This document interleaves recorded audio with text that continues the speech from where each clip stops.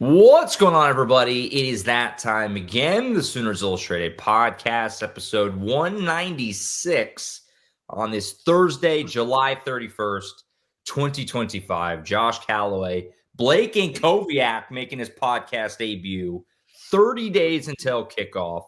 Fall camp starts today. First Oklahoma practice, the opener, just a shade under a month. OU Media Day was yesterday. Brent Venables, Ben Arbuckle, a bunch of players. We're going to recap it all. The big news coming out of Media Day with a notable injury. We'll react a little bit there. And Blake covers recruiting at a very nice level for us here at Sooners Illustrated. So we're going to get into some recruiting stuff with him a little bit. Some 2027 targets that he wants to note on the show. We'll do that a little bit coming up on the back end of the program as well. Colin Kennedy on vacation, hopefully enjoying his time off.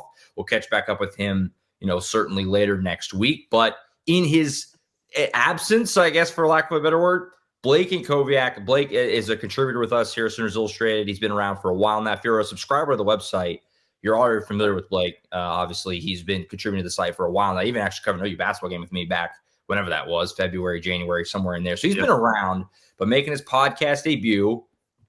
Are you ready? How you feeling? This is a big moment right here. Yeah, feeling good. A little nervous. Hands are a little shaky right now, but we'll get through it. Yeah, no doubt. You're going to do great, and excited to get into some Media Day stuff. Blake was at the Media Day yesterday with Tom, James, and myself, so we're going to recap some of that stuff. And like I said, Blake covers recruiting for us at Sooners Illustrated. So we're getting to some 2027 targets on the program today as well. Reminder before we get into it, subscribe at oklahoma.247sports.com. Promo code SoonersPod60. Put that promo code in right now. You get 60% off a yearly subscription to Sooners Illustrated. It's obviously a phenomenal deal. Just for podcast listeners only, Sooners Pod 60, promo code, capital S, capital P, all one word for listening on pod. Obviously, if you're on YouTube, it's on the screen right there. Put that promo code in, you get 60% off a year subscription to Sooners Illustrated. Fall camp starts literally today. Recruiting's still going. It's the perfect time to jump in right now as we get into it. So reminder to do that, and I'll bring that back up later on in the show as well. So you can, reminder there, Sooners Pod 60, make sure to use that promo code. So, some programming notes here before we get into it.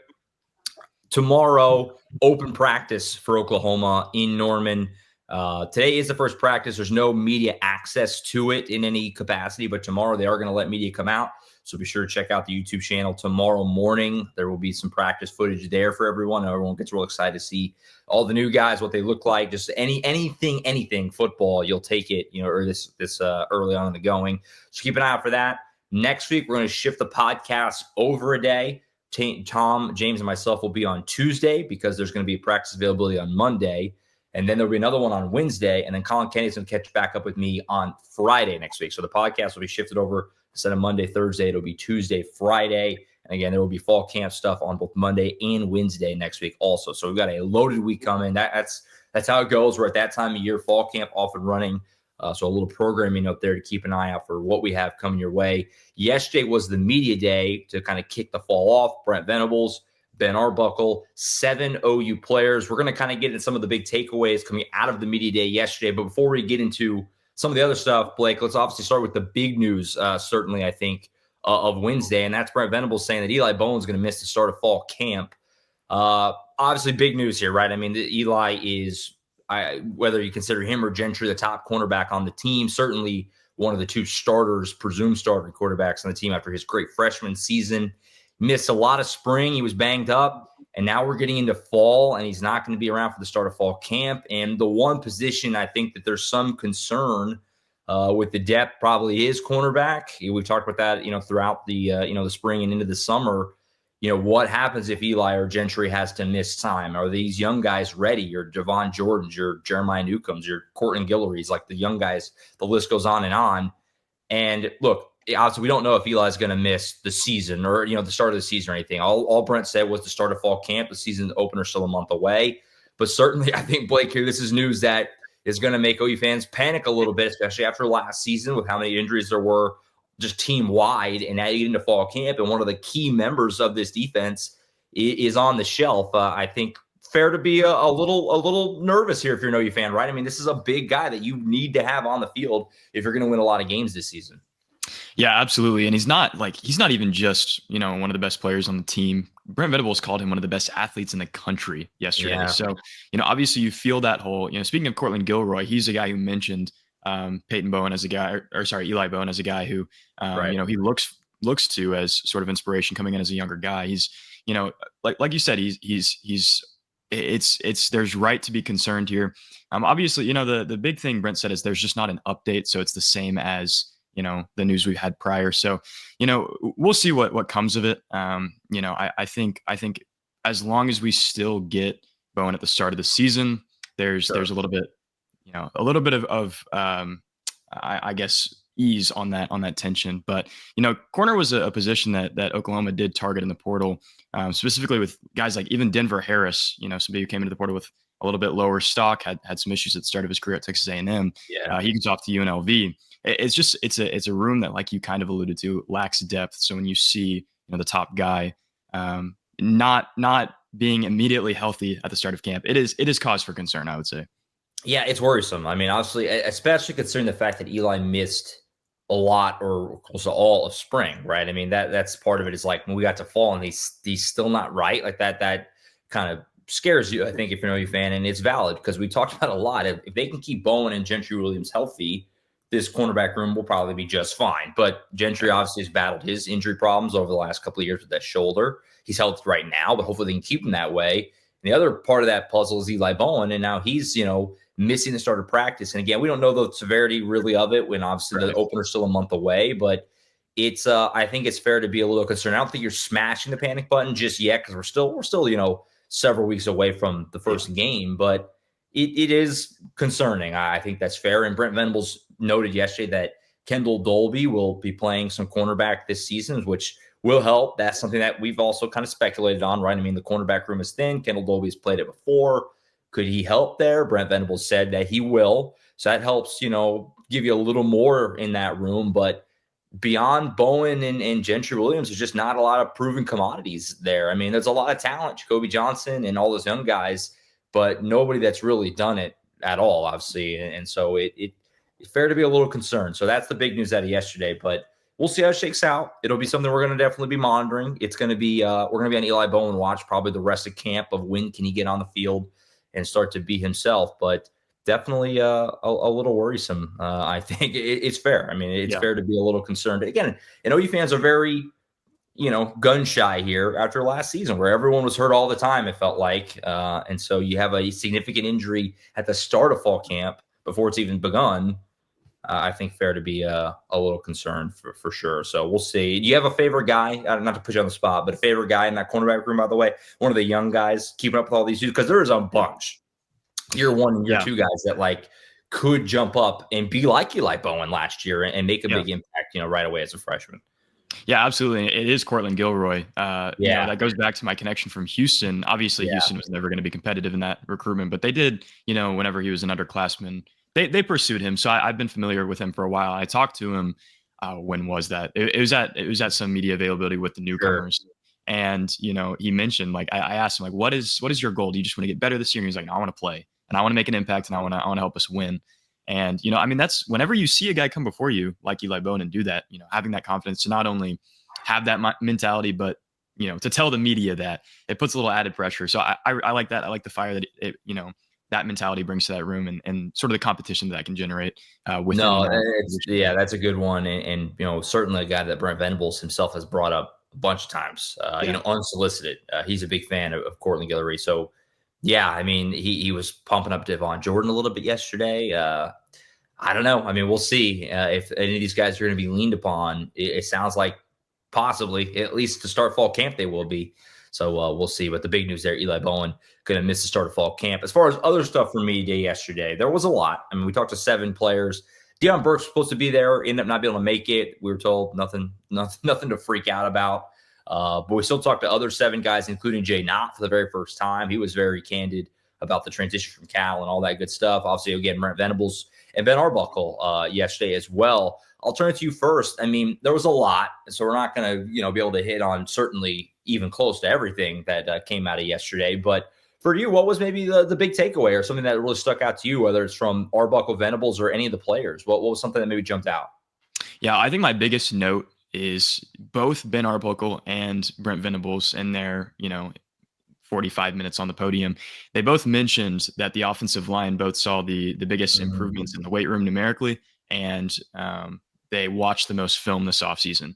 And, to call a spade, I think we can all be comfortable saying the offensive line was bad last year. And that's something that, by the way, Sexton and the other guys there, they were not shying away from that. They mentioned we were bad last year, and there's a lot you can learn from that. But whenever I think if you polled OU fans, quite literally 100% of them would say that the unit that needs to see the most improvement is offensive line. So when you hear, right at the start of fall camp, that both in the weight room they improved the most, and they watched the most film, it's not like a get out of jail free card. It's not saying, wow, this unit is suddenly elite, but it's necessary steps where it's like, if you had to pick a unit for those two things to be true about, you would pick the offensive line. So that was my big thing, where, you step into a season where you're playing against the best defensive lines in the country pretty much every single week, and every single day at practice, by the way, too.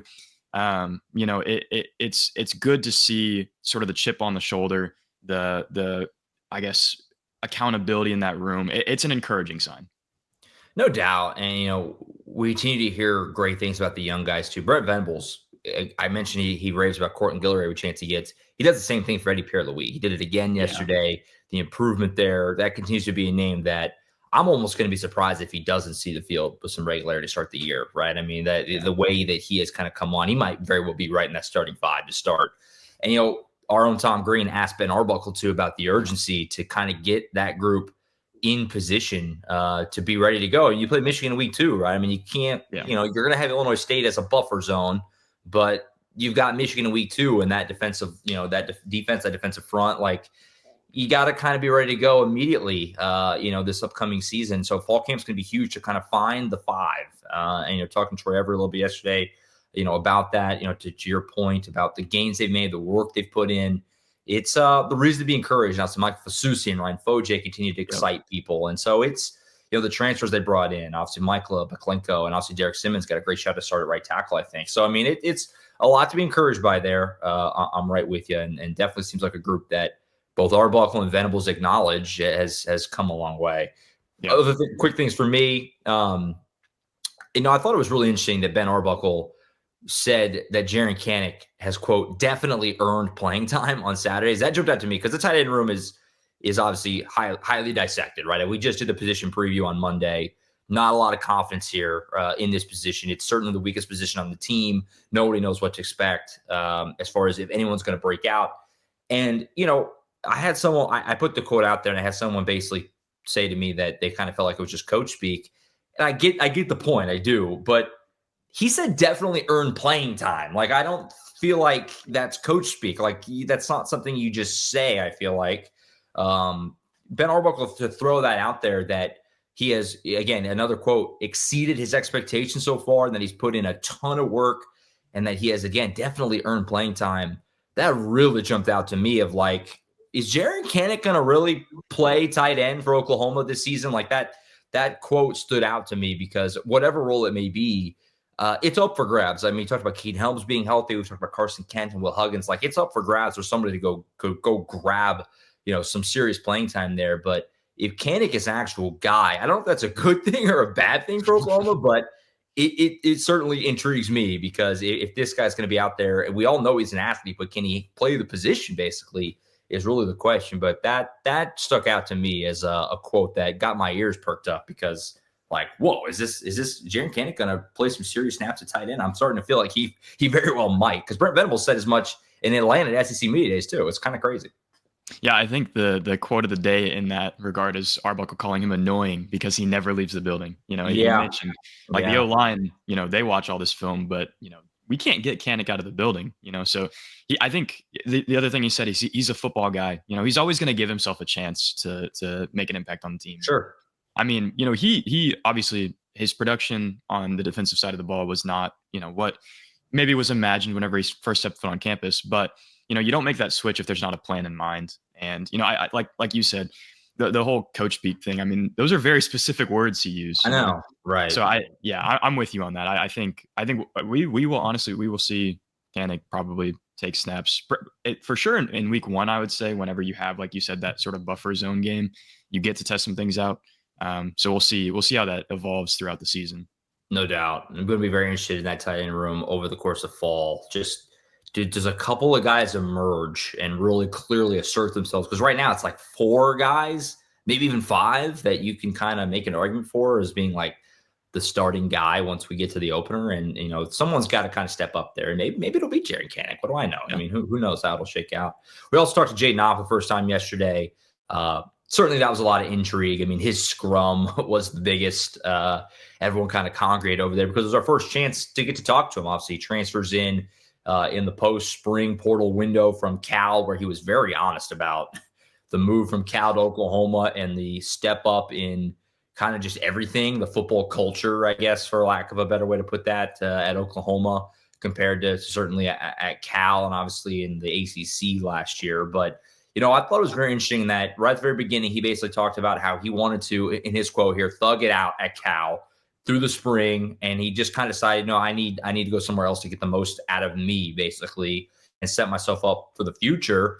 And it came down to Oklahoma and Georgia, and the kind of tiebreaker, and this is what he said, was John Mateer and the chance to play with Mateer. And he was familiar with him because Cal and Wazoo played. And Ben Arbuckle joked about that as well, saying Jaden Knott, kind of tore them up a little bit in that game. And Jaden said kind of the same thing of Mateer and Arbuckle's offense. It was very kind of cool to get to catch up with Opp for the first time yesterday, Blake. I mean, this is a guy that everyone is kind of anointed like he's going to be the bell cow. He's going to be the number 1 running back. He was very open about the relationship with Barnes and how much he loves he can learn from DeMarco Murray. It sounds like so far it's been a very good partnership. And obviously we haven't even got to the first practice yet. That's today.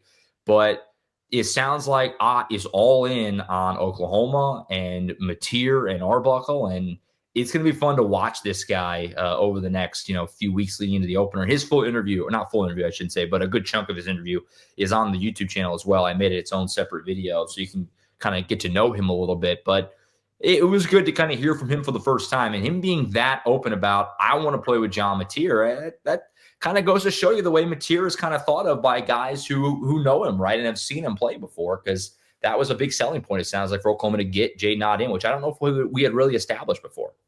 Yeah. And you probably noticed this, when you were talking to him, but he's a guy that just sort of exudes confidence. Oh, yeah. Sort of that moxie, like I caught him at the very end. I asked like the last question he got. That was my first one I got to ask.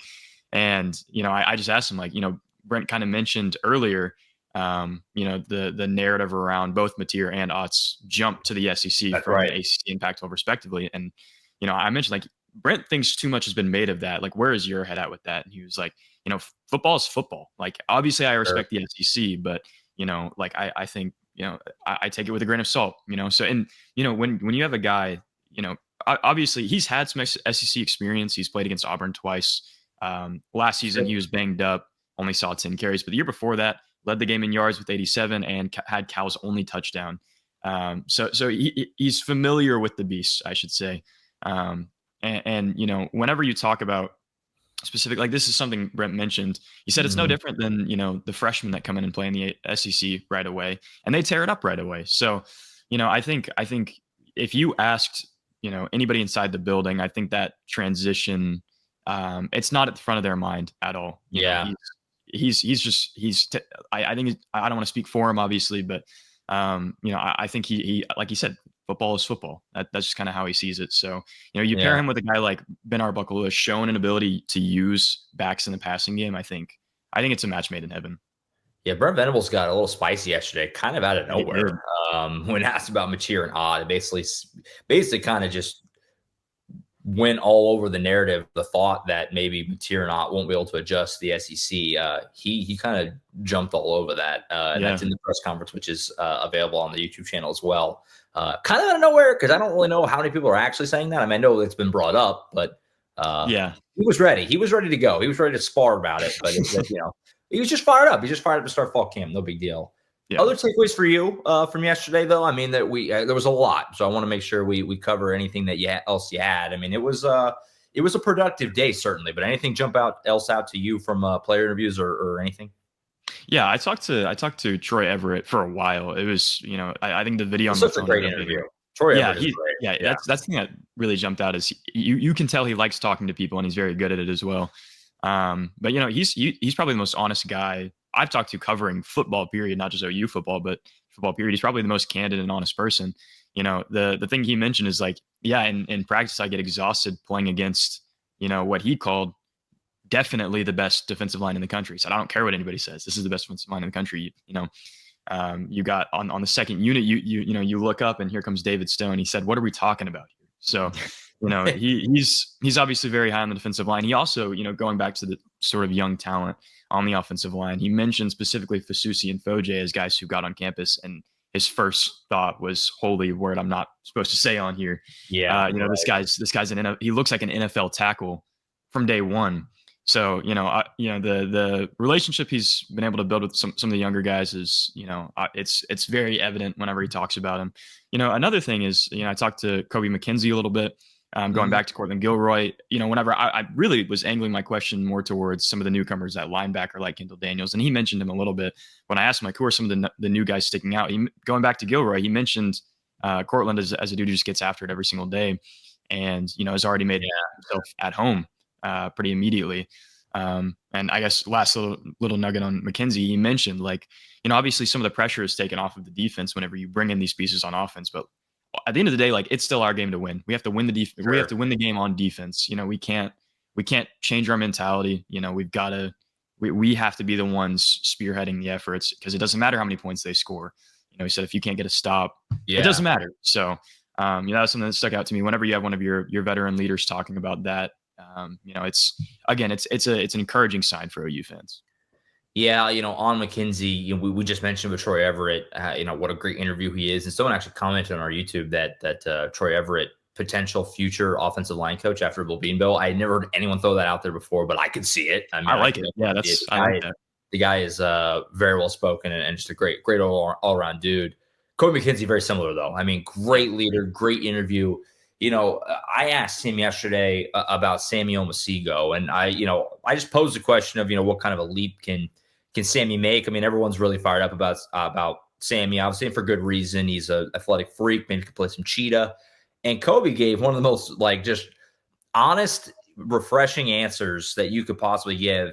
I'm going to read it here from Kobe McKenzie. He said, "The most important thing for Sammy is just going and taking it. I told Sammy, I believe it was 2 weeks ago, if you want my job, go and take it. I truly believe that, because either way, it'll make both of us better." He went on to say the best man will win.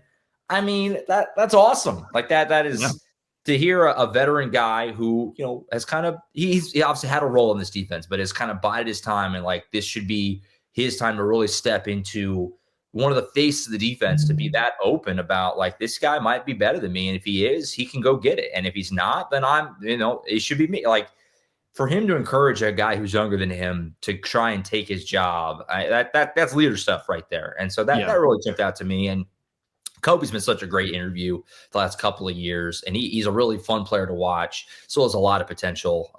And that combination with him and Kip Lewis, you'll loop in Omosigho. Obviously, Kendall Daniels comes in, probably going to play a lot of cheetah. Like, it's a fun linebacker room. And it's got some questions after that top line with some young guys. I asked him about James Nesta and Marcus James yesterday, and he kind of joked about how, James Nesta just asks him questions constantly, which is what you want, right, from young guys. But Kobe McKenzie, I mean, I don't think it's a problem, but I hope OU fans appreciate what kind of just a dude and leader he is in that linebacker room, because that was something that you don't, to just encourage a younger guy, like, go take my job. If you can get it, go get it, sort of a thing is, I think, pretty cool. Yeah. Yeah, that was something that Brent sort of mentioned was, across the board, even at quarterback, there's going to be competitions this camp. And obviously, like, every coach throws that out. That is, to an extent, kind of what you were saying with the coach speak thing. There are obviously jobs that are more or less secure now, but whenever that sort of mentality visibly and observably, gets taken to the level of the players where you have Kobe McKenzie talking about, like, my job should be up for grabs. If he's better than me, it should be up for grabs. That sort of that brewing competition. Right. Same thing with, like, Troy Everett talking about the defensive line. That's just it was also Sexton talked about this as well. The first day Arbuckle got there, they had a rock paper scissors tournament, and it got very heated because everybody in there wants to win, even if it's something stupid like, rock, paper, scissors. So, just like the general sense of like a competitive nature is, obviously I wasn't here on the beat last season, so I can't speak to what it was like, in previous seasons, but sure. it's palpable whenever you talk to these guys. Fired up to start fall camp. It starts today. First practice, like I said, second practice will be tomorrow, Friday, and they're going to let us come out there for a little bit in the morning tomorrow. So we'll get a look. I don't know how much we'll see this early in fall camp, but we'll certainly get a chance to get a look at certainly John Mateer and Jade Knott and all these guys. And I think we're all fired up to get things started. A ton of fall camp coverage coming your way. Already a lot there from Media Day yesterday. More to come, and certainly with practice availabilities, player interviews. It's going to be a steady stream until we get to first game week of the year coming up late next month. So before we go, though, I do want to make sure, obviously, I mentioned off the top, Blake covers recruiting for us very well. Obviously, he helps out with some team stuff. He's at the media yesterday, but recruiting is really something that he excels in. Obviously on Thursday shows, we typically have Colin. We get all the latest on everything because Colin's as good as it gets when it comes to recruiting coverage. 2026 class right now, Blake, is kind of winding down. Not a lot going on at the moment. We're still waiting on Davian Gross, Jay Kroll, some of these guys who sounds like they might go into the season a little bit. Elijah Golden's decision is still a little over a week away. We'll have a chance to catch up with Colin again on him before his actual decision day next week. So I want to get into some 2027 guys with you. You've obviously been, working the phones, talking to guys, kind of getting a little bit of the lay of the land. 2027 is going to really start to pick up now that 26 obviously is winding down. Obvious statement there. But for you, some names in 2027 that you want to bring up, guys that you've either talked to or just guys you like. Some names that basically you want to make sure that the podcast listeners are aware of as the 27 class starts to, ramp up a little bit here.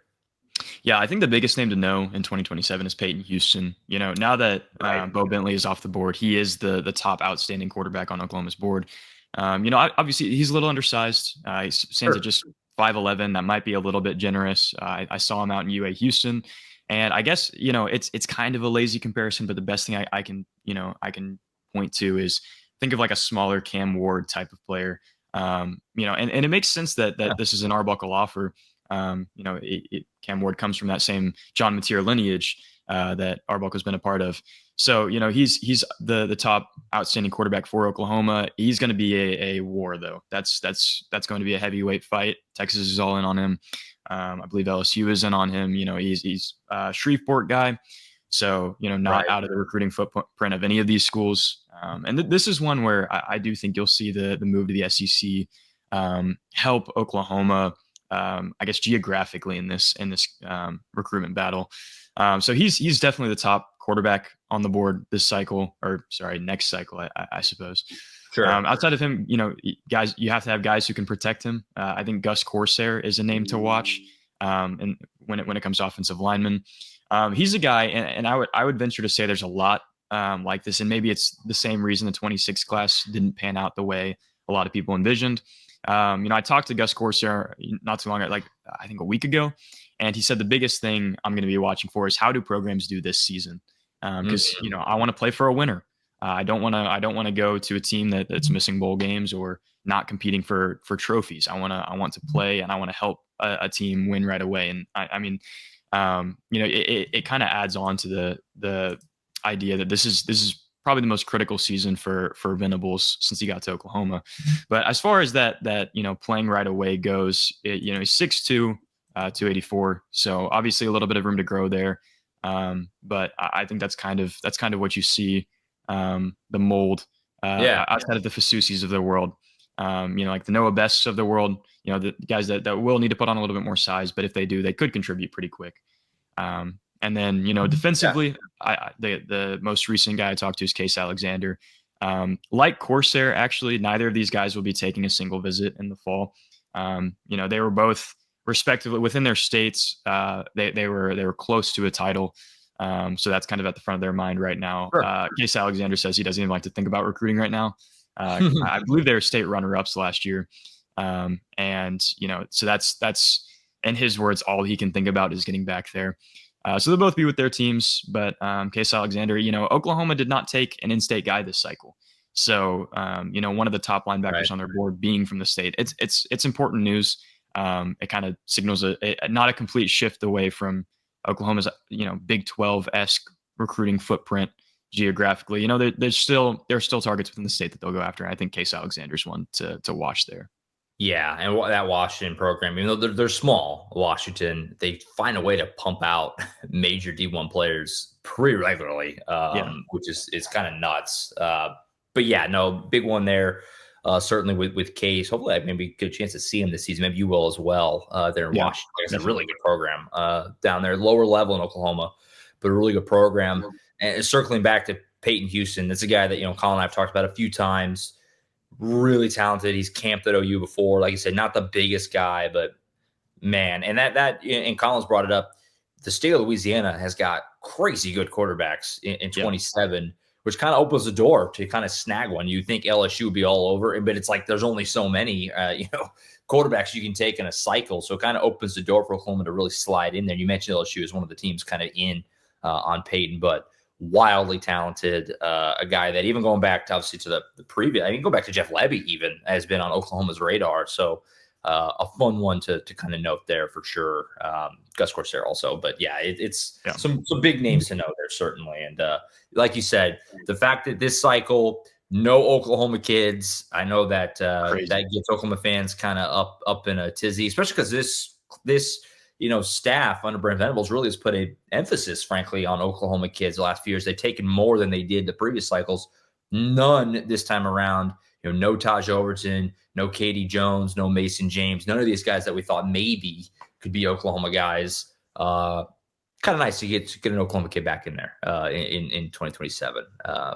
Hopefully, if that's the way it goes with Case Alexander. But yeah, I'll say I believe his brother, Case Alexander's brother, plays at Iowa State. So that was one program he mentioned as one to watch. So, it's obviously not a layup, but he did mention, obviously being an Oklahoma guy, he's, incredibly, I think honored is the word he used. Grew up watching Oklahoma. So I think the early lead would probably be with Oklahoma, but again, he's not even thinking about recruiting right now. Long way to go. Yeah, long way to go. We're just kind of scratching the surface there in 27, but some names to note there in 2027 as we kind of get ready to get into high school camps, getting ready to start if they haven't already. And, obviously season openers for them right around the same time as OU and do that time. And looking forward to it. Blake, are you planning to get to high school games this season here in Oklahoma if you can? Is that the plan? Yeah, a lot of them. Yeah. Me and Colin, we're talking about 2 a week, so we'll see how that goes. But nice. I can't wait. It's great. And, me neither.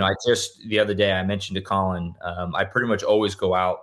Carl Albert has a big scrimmage on, like the week before the opener every year. And they have a bunch of teams out there, like 6 or 7 teams, usually some of the other big schools. There's usually like a handful of, D1 level guys. And I almost always go out there. And I just found out yesterday, the day before, I can't remember like when the date is, but I want to say it's like Thursday, the 21st. And it just knowing that was coming up in a few weeks away, it was like, oh, we're getting close. Light at the end of the maybe you'll be out there too. I mean, it's a great way to kind of get things going. And we're getting close. We're getting close to high school games, camps. It's getting to be that time. Hall of Fame games today. Sweet. We do have football on the TV today. I know. Starting today, football every week until, February or whatever. Yep. Good feeling. Well, cool. You did great. First podcast in the books. Get you back on here for too long, hopefully. Obviously, you're welcome to come on anytime with Colin and I, especially on the Thursday show. I imagine you probably will during the season once we get really into, like you said, you're going to be out of games all the time. So we're going to want you on throughout the course of the season to talk about some kids and everything else going on with Oklahoma and recruiting stuff. But great stuff, man. First pod in the books. How'd it feel? Felt pretty good, I thought. Felt great. I had a blast. I appreciate you having me. It was a good time. 100%. Reminder again, subscribe at oklahoma.247sports.com. The promo code SoonersPod60 gets you 60% off for a year right now. I mean, you can't beat that. Just put that promo code in, and you get 60% off for a VIP membership. Blake, myself, Tom, James, Colin Kennedy, recruiting, fall camp, team coverage in general, so much there. And also, you just get to be a part of the community, to ask us questions anytime you want. You can talk to other members. Game days, the site goes nuts on game days. Game threads are insane. People kind of congregate and watch the games together. So do it. Great time, great value there, 60% off to come join us as Sooners Illustrated and be a part of the family. And could be a fun season, we certainly hope. And it kind of got underway yesterday and really today with the start of fall camp. That's it for now. Again, open practice Friday morning. So look for coverage from Norman, both on the site and here on the YouTube channel tomorrow. Monday, more. The next pod will be Tuesday. Tom, James, and myself are going to recap those open practices, kind of the early part of fall camp, continue our position preview series. And then we'll circle back with Colin Candy later next week. I think we're shooting for Friday as he gets back from vacation, and we'll catch up with him. And also certainly talk about Elijah Golden, his decision coming up, all that good stuff. So we have a lot coming your way in the next week or so as we're into it. We're in it now. Fall camp and season, we're in the thick of it now, certainly here as Sooners Illustrated the rest of the way through the fall. What should be a fun season here at 24/7 Sports. That's it for now. For Blake Antkowiak, I'm Josh Callaway signing off. I'll see you next time right back here, as always, on Sooners Illustrated.